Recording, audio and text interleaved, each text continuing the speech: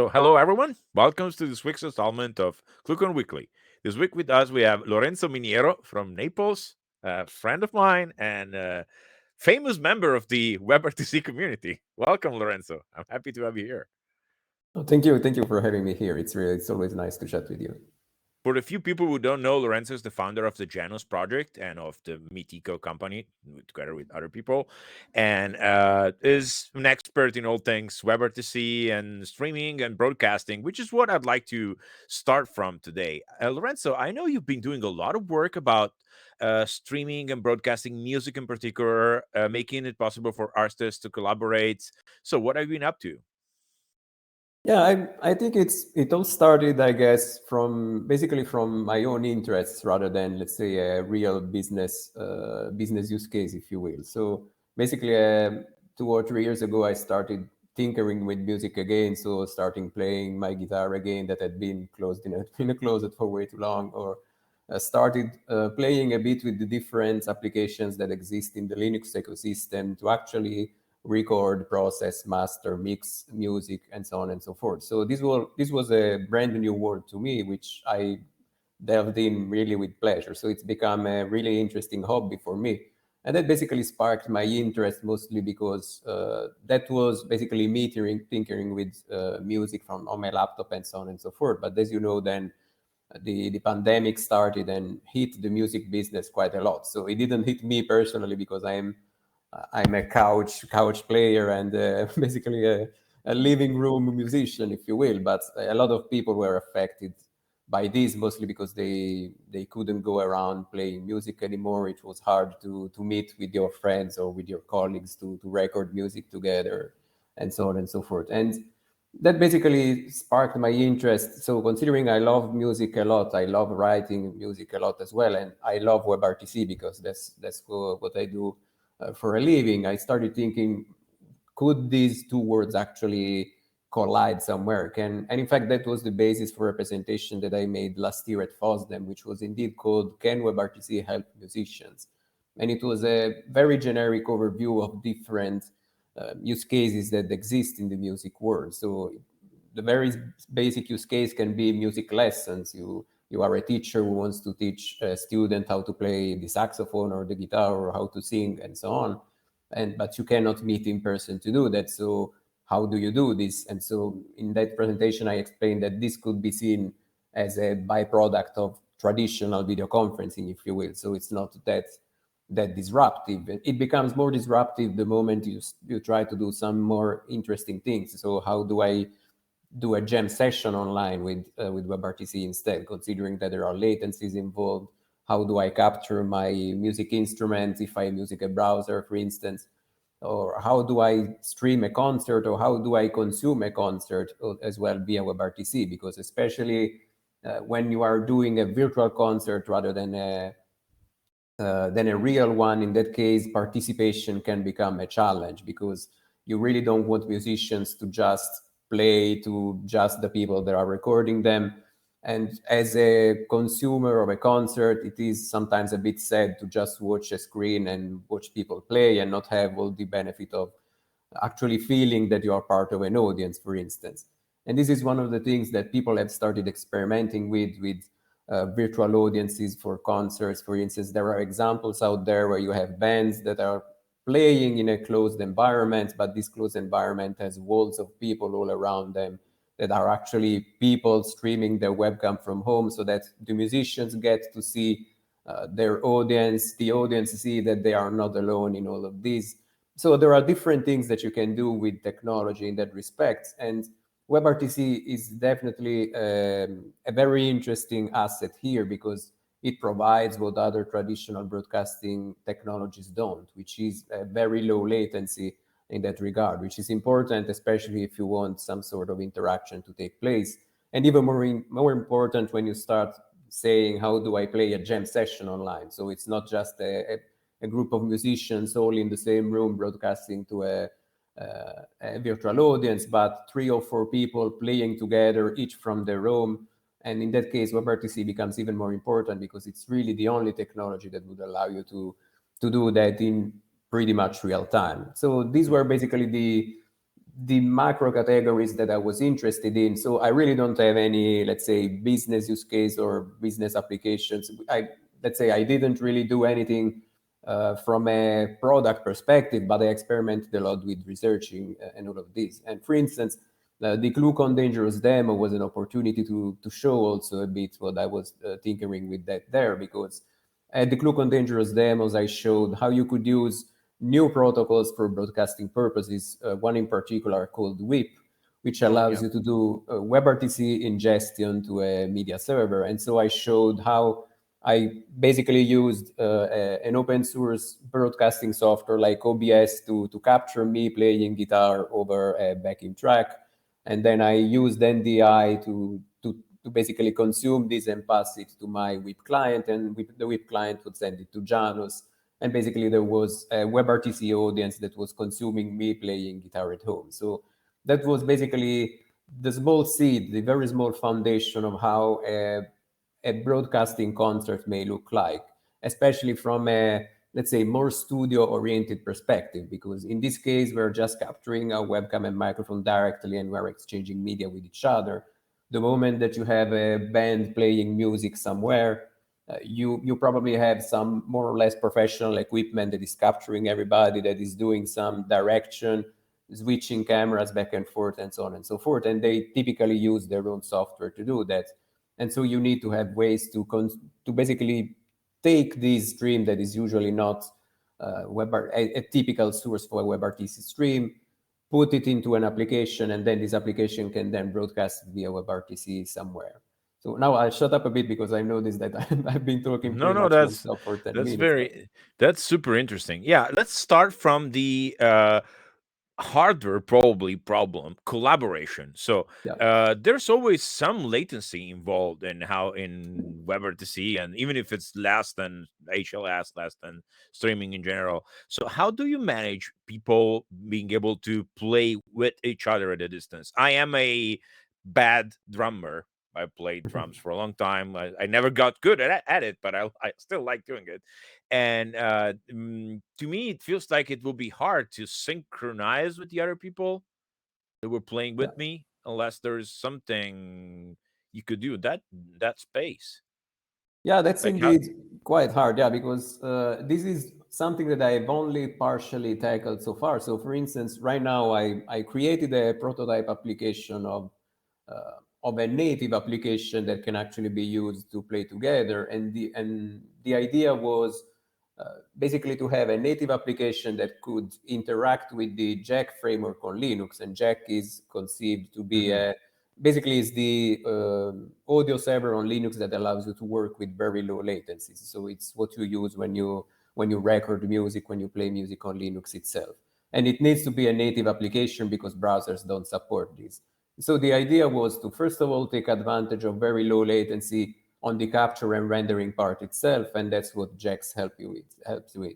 Then I wanted a native application that could capture a music source, could be, for instance, my guitar plugged there, or a microphone, or a keyboard somewhere, and then encode it via WebRTC with as low latency as possible, which also means having complete control over the WebRTC stack. And for this, I chose to use WebRTC bin by GStreamer, for instance, which allows you to tweak different settings, including, for instance, lowering the latency as much as possible, and then check whether or not this was enough to basically do something when multiple people are involved. So whether this is enough to decrease as much as possible the local latency, and then only figure out what you can do with the network latency itself.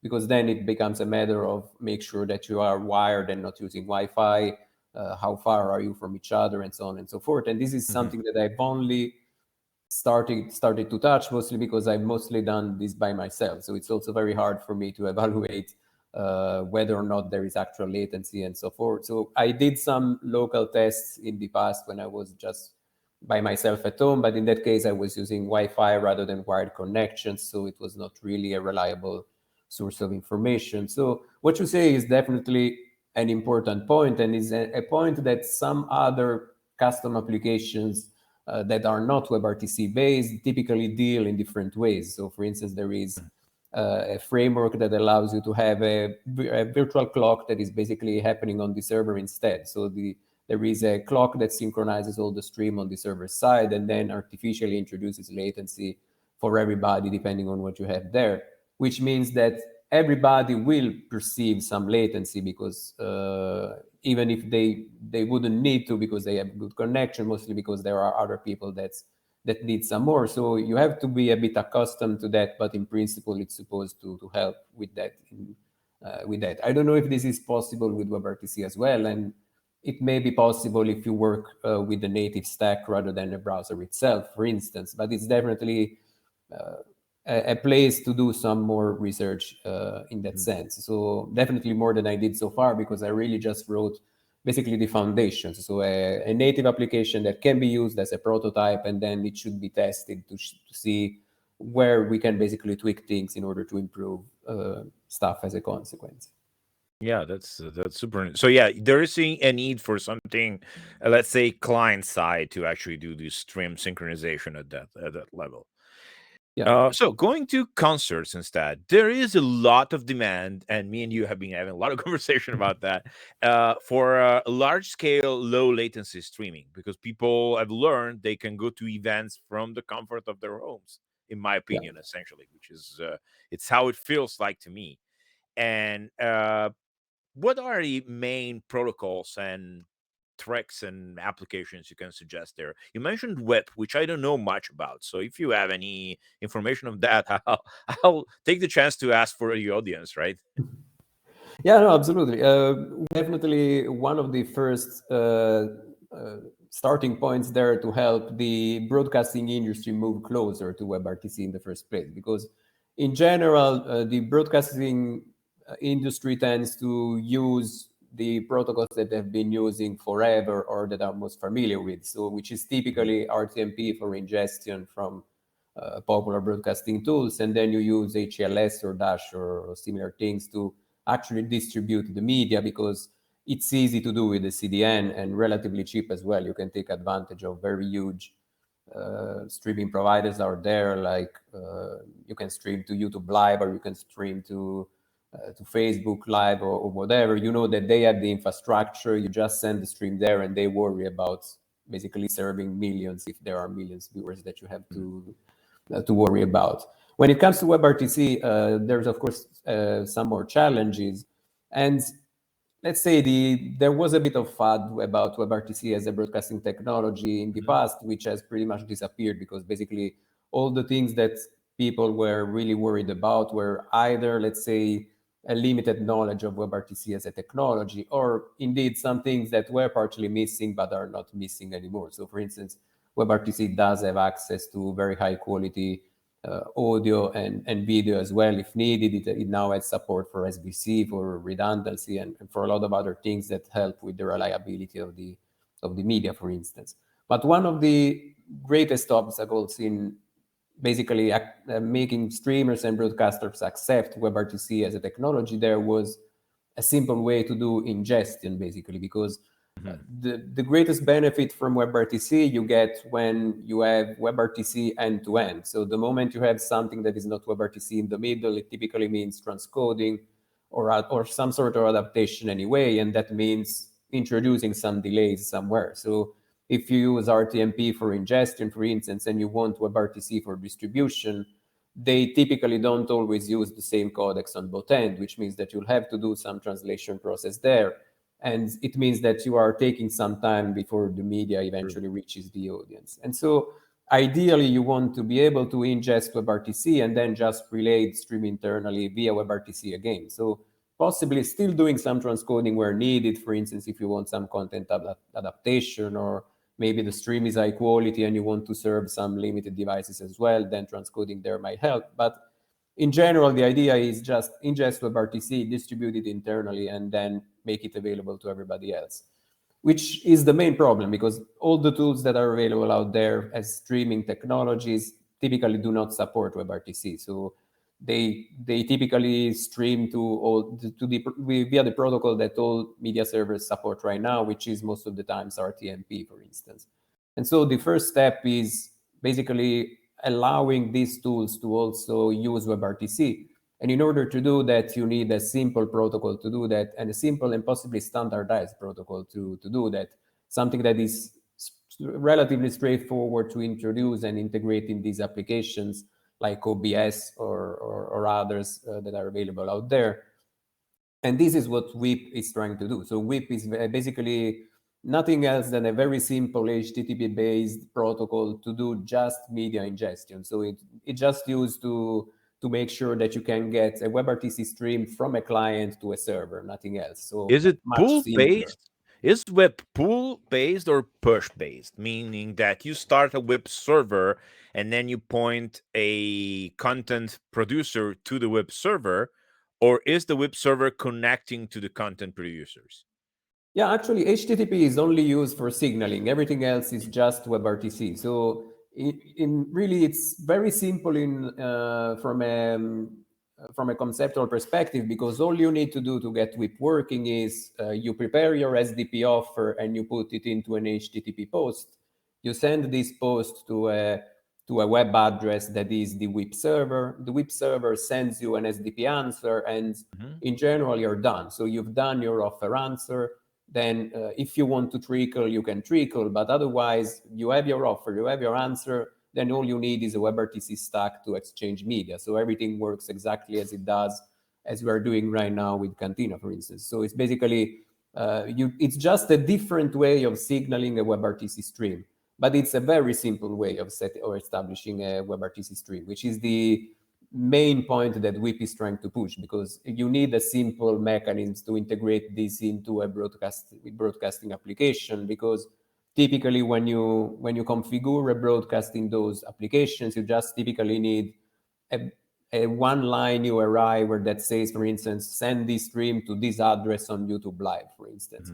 And it needs to be as simple for WebRTC as well, which in this case might be send this stream to this WIP endpoint instead, possibly with a string that identifies a token for authentication, but really nothing more than that as far as the user interface is concerned. So that's why WIP is conceived to be this simple to integrate. And so then the only difficulty is in having access to a WebRTC stack itself, which can be a bit more challenging. But there are several options that you can take advantage there, like libWebRTC itself, or GStreamer or Pion or anything else that makes sense for the product there. And basically, that's what we've been experimenting with a lot. And so, for instance, that was the main purpose of the demo that I made at ClueCon, at the ClueCon Dangerous demos, because in that case, I was indeed prototyping and testing. I was using a WIP client on my machine to capture the output of a broadcasting application. And the WIP client was the WebRTC client in this case, using WIP to talk to a WIP server on a public address. And this WIP server was actually front-ending Janus itself. So basically, I was talking WIP to this WIP server, and the WIP server was translating these to simple Janus calls, so that eventually the end result was WebRTC from the WIP client to Janus, and from Janus to a broadcasting infrastructure, basically. So something that could be very easily done with FreeSwitch as well. For instance, it would be a matter of you have a WIP server and you translate those WIP calls to a set of Verto interaction, for instance, just to simplify this very much. But this is basically, in a nutshell, how why WIP is conceived to be so easy, and why it's also so easy to integrate in many existing WebRTC servers out there, which was the main purpose of an interop test that we also did at the IETF a couple of weeks ago. Really looks like that's something we should go look into right now, because there's a lot I need to do with streaming. So I'll go take a and look. Of course, this only covers the ingestion part. Then WIP only covers ingestion. It doesn't tell you then what to do with this. So how do I make this stream available to 1 million people is not something that WIP worries about. WIP just makes sure that you can get the stream from A to B, and then from B to 1 million is, of course, a different matter. But the ingestion part is the most important one in terms of integration in existing software and existing broadcasting technology, because it's really at the foundation and at the basis for a WebRTC based distribution network.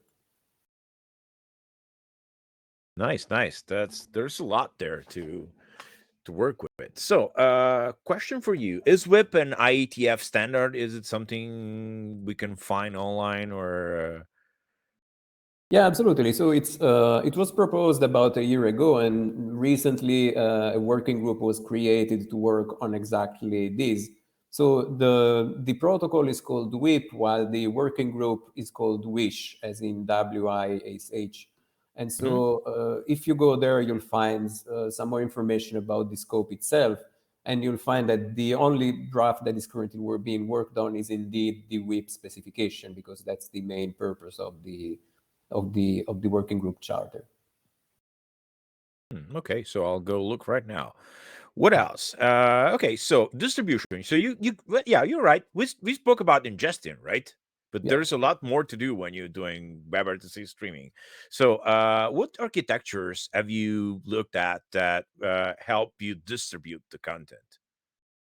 Yeah, there are different ways to do that. And actually, my PhD thesis at the University of Naples was done exactly on that. And it Oh, nice. actually preceded Janus. So basically, when I started working my PhD thesis, this was the idea that I had in mind. So how do I distribute a stream just via WebRTC to a very wide audience? Again, because I was, let's say, a bit baffled by the fact that the broadcasting industry didn't really worry or care much about latency in the first place. And let's say, the rationale for that was a bit silly, because the main idea was, how do I broadcast football or soccer for our US friends matches in real time? Mostly because if I am watching a football match on the internet, I'm not actually watching what happens right now. And so Mm, at the correct. time, it happened that I was watching football matches via streaming a lot, and I had a pub really downstairs down my home. And of course, the pub there had satellite TV, and basically everybody was watching the same match that I was watching, and they were cheering about 30 seconds before me whenever something exciting happened. And so You're basically, super right. I had the same problem during the Euros because I haven't had actual television in my house for years now. And I was watching via streaming, and every time Italy will score, I will know because I will hear everybody else, the other houses, windows open, etc. I will just hear them yelling before, and then it will score like 3 seconds after, or five and more. And the latency was actually quite high, to be fair. So I think there is something there to be addressed still. yeah, that was the let's say, the silly use case, because of course it was just me being annoyed. But in principle, the idea was, can't we do anything better than 3:30 or 1 minute delay for streaming? Basically, that was really what sparkled. So what sparkled my interest, and so that's how I started starting devising a potential architecture for that. And that's also part of the reason why I started working on Janus in the first place, because we had already a need for a more generic component for our conferencing application, but then this kind of streaming use case came into mind. And so we thought, can't we make a more generic component that satisfies this component as well? And so that also helped shape Janus a bit. For instance, the Janus streaming plugin was born exactly to tackle that exact requirement.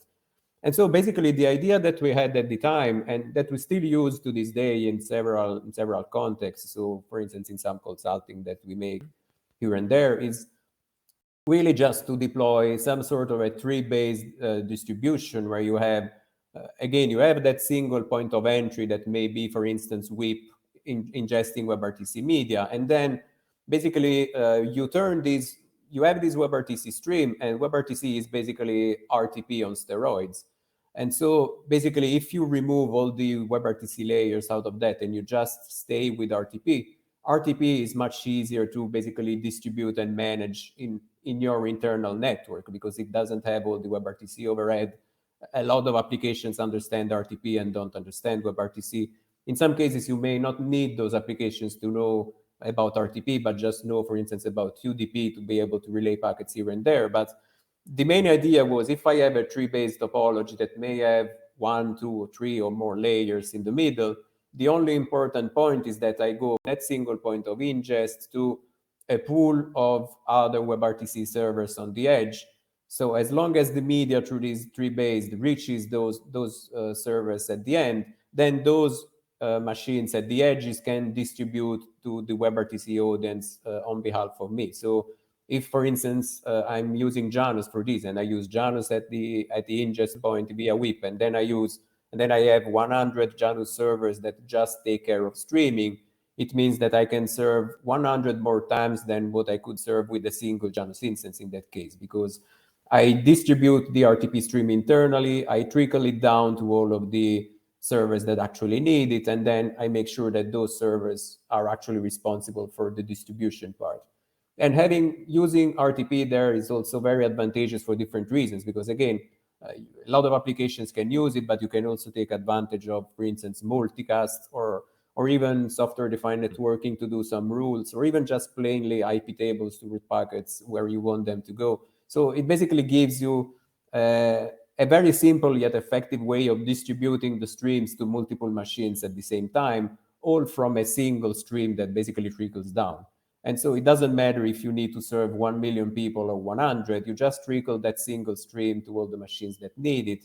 And then the edge machines can turn that plain RTP stream back to a WebRTC stream so that people can actually consume it.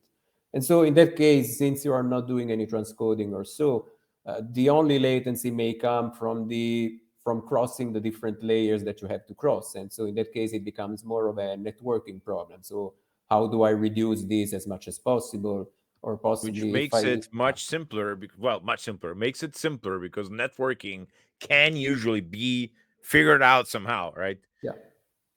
Yeah, it can be optimized in different ways. So in that case, you move the problem to a different space. And of course, it means some additional work on orchestration, because you need, of course, to make sure that you know which instances must receive a specific stream, and you need to know where exactly they have to go, and you need to keep track of all of this. But this is a manageable problem. So in that case, it becomes more of a struggle of how you do this orchestration and management at scale, but knowing that all the distribution can be more easily optimized helps a lot, because usually that's the hardest part. Sure. Yeah, that makes a lot of sense. You effectively push the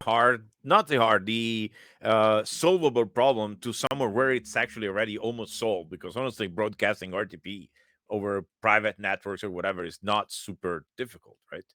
Yeah, and besides, I mean, I'm mentioning the ClueCon dangerous demo again, just because it's actually a tiny implementation of exactly that with a tree of just one-to-one. Because in that case, I was using ingestion to the video room plugin, which is the SFU plugin in Janus, but actually that was not responsible for the broadcasting part. In that case, I was basically configuring that video room plugin to relay the media to a streaming plugin instance, which happened to be co-located within the same Janus instance, but could have been elsewhere. And all people that were actually consuming my video are actually consuming it from the streaming plugin. So in that case, I had a very boring tree that was just one point ingestion and one distribution, but I could basically generalize that demo and feed 4 different instances rather than one, or basically feed a tree rather than that then feeds Janus instances rather than that one. So all the foundations were exactly in that demo in terms of how broadcasting works, without changing anything on the ingestion part, which is, again, very important, because it means that once you get the media in your platform, then it's all a matter of how you distribute that. You've done the hard part at the beginning. Yeah, that's really interesting. Cool. So so I'll ask this. I don't know if you can answer, but if you can answer, I'd be happy to hear that. Do you have any current deployments that you have around the world for clients of Meetecho that are actually using streaming over WebRTC? Just curious. Yeah, no, there are a few, and there is one in particular that is quite big, and we cannot name because of NDAs, unfortunately, but they are very popular and quite widespread in the very large broadcasting, especially in gaming. And they are using a slight variation of exactly what I mentioned here. So they are also taking advantage, for instance, of multicast and these sort of things. So they are exactly using this kind of approach in their own infrastructure, and they manage to operate it at scale. Which means that definitely it's not just theory that was, let's say, boring theory in a PhD thesis, as it often happens. Because even though most of the content that I had in the thesis is indeed a bit obsolete because WebRTC changed and there are other things that changed, the main concepts there definitely still apply, and we always use them ourselves. So, for instance, even our virtual event platform, so the virtual conference platform that we use for broadcasting events like the IETF, RIPE meetings, and so on, that actually uses the same concept, of course, in a smaller version. So in that case, we have about, let's say, 1 or 2,000 participants in a conference. So it's definitely not millions, but the concept is definitely the same. So we have active participants that are ingesting their streams, and then these streams are relayed via a smaller tree-based distribution to a pool of Janus servers. And then as a consumer of the active participants, no matter where you're connected, you always are able to receive the media of the active speakers in that sense. So it's definitely something that can be generalized also to optimize some more traditional use cases. So in this case, the webinar kind of application, if you will. That's super interesting. Cool. So there's a lot you can do, guys. It's not just video conferencing. There's WebRTC. WebRTC took a while to come up, to be fair, because we had to wait for a long time for WebRTC to actually work. But now it works very well. So go experiment. The fun of this was exactly to struggle with WebRTC, different implementations, issues, and so on, and get it somehow working even in those considerations. And now that it's much more reliable, we get to actually bear the fruit of something more exciting. Which is why I'm always excited when there are use cases for WebRTC that go beyond, again, the traditional use cases like conferencing, e-learning, and so on. So that's why I wanted to dive into the music world to see if there was something that could be done there, or even just the entertainment business in general, because I do see WebRTC having a lot of value in a lot of different use cases there. Oh, for sure. Yeah, that's absolutely very, yeah. I mean, we've been doing some work at SignalWire too. And in fact, we have to talk after Absolutely. the interview. Happy to do that. And yeah, that's super. So go look up Whip, go look up Janus. I can follow up with that. If anybody has questions, just email me. And Lorenzo, thank you for being with us today. It's been a while since we've met in person, but I don't know, maybe FOSDEM is not happening, so I don't know. Yeah, we'll find a venue, and if we don't, I mean, you can come visit, and we can have another pizza together. So and there's always WebRTC to meet, anyways. Yeah, absolutely. Yeah, but then there's not the pleasure of enjoying a pizza together in that case. That's absolutely true. Yes, no pizza involved, and so it's less good. Especially Neapolitan pizza, guys. Go to Naples and try the pizza. It's just different. No pineapple, though, right? No, absolutely no. Ever under any conditions, or is there any case where it's allowed to order pineapple? Well, you can have a pineapple after if you want a dessert. You just don't put it on a pizza. So I'm all for that. Well, again, Lorenzo Miniero, founder of the Janus project and Meetecho, and thank you for joining us today. And well, I'll meet you soon somewhere. Thank you for having me here. And everybody else, I'll see you next week. Bye, guys.